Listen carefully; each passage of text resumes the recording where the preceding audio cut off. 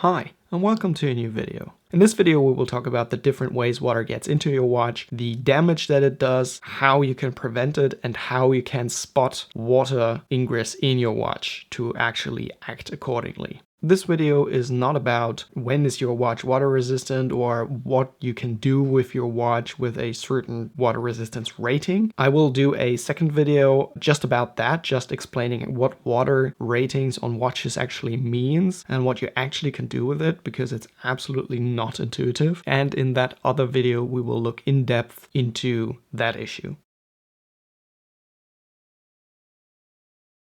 So let's start with the most common ways to damage your watch by water. And the most obvious thing actually is to have a watch that is not water resistant at all and dumping it into water, jumping in a pool, jumping in the sea, having it drenched by rain, or dropping it in your sink. These are obviously the things that either you don't have the knowledge and do it accidentally, or in unlucky circumstances, that's just how your watch goes. Then obviously we have the mishandling of a watch. You have a watch that actually is water resistant, but for example, you don't screw down the crown, or you don't push in the crown and you go swimming or go through a rain shower or what have you. And the watch that usually would be water resistant is not in this case. And that obviously is a second way to damage your watch.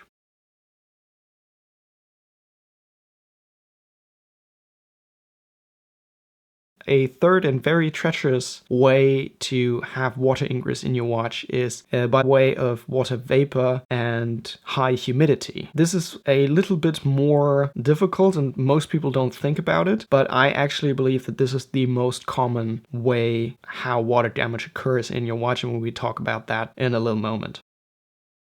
Then we also have temperature changes that also usually goes hand in hand with either a leak in the watch or a watch that is not equipped or mishandled.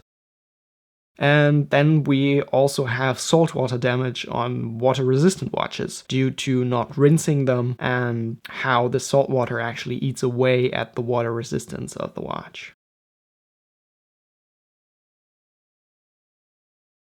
Obviously, not being familiar with the different terms of what water resistance in a watch actually means leads to damage of the watches by misusing them, jumping into a pool or in the sea when the watch is not adequate for it. This usually leaves the watches with huge amounts of water in them so that you can see the humidity and the water within the case. The watch usually stops running immediately because the water actually prevents the watch from running, and within hours or days you usually have pretty severe damage within the movement from rust and corrosion.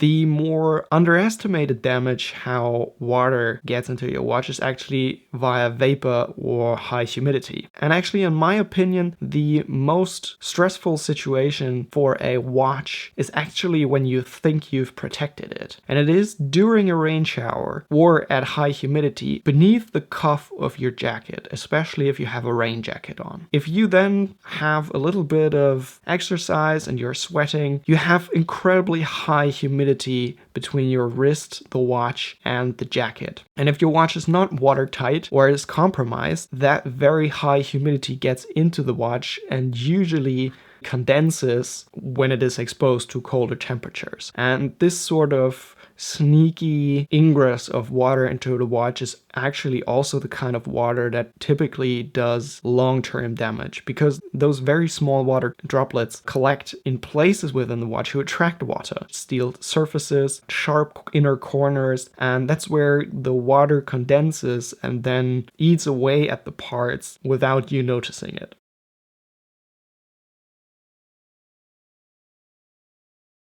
The most common damage is a winding stem that seems to suddenly break, and then you discover that the winding stem is actually completely rusted. I've serviced or I've repaired watches for friends who had that problem. And this is especially something that is common in watches who don't have a seal or water protection at all. So in watches who don't have gaskets, for example. But even if you don't see the damage firsthand, the water makes its way into the movement and damages it there. The pinions of the watch and steel parts in the winding mechanism and in the hand setting are very vulnerable to humidity and rust. rust.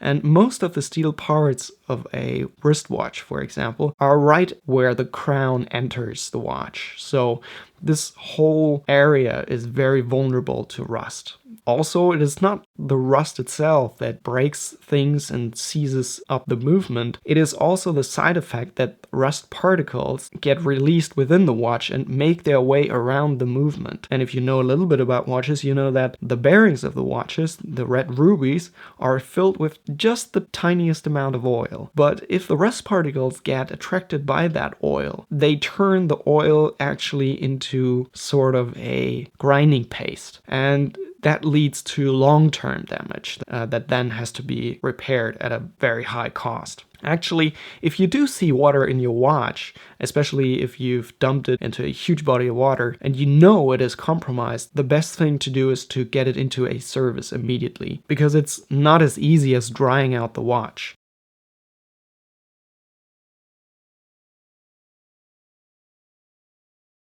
And this leads me to the last point of this video. How do you actually spot if your watch did have water ingress? The earliest sign, obviously, is if you see water in the watch, but also if you see condensation. For example, if the watch has been in the sun or you are wearing it on your warm wrist and you take it to a colder place. And what you will see then is a fine condensation on the inside of the crystal and sometimes on the dial, and that usually is followed by rust pretty quickly. If you have this condensation, even though it goes away pretty quickly, it is a clear indication that you do have water in your watch and you should act on it immediately. Another sign that is a sort of creeping sign when your watch takes on water is that when you pull the crown to adjust the time, you notice rust either on the inside of the crown or especially on the winding stem. And this also is a clear indication that the watch is not really watertight or is struggling with taking on water. So these are my thoughts on how water damages your watch. Keep an eye out for how you use your watch in your everyday life. Checking the water resistance once a year is recommended, just to be on the safe side. Thank you for watching this video. I hope you enjoyed it. Like and subscribe if you don't want to miss out on new videos in the future. And you can also follow me on Instagram for more content. You find the link for Instagram in the video description.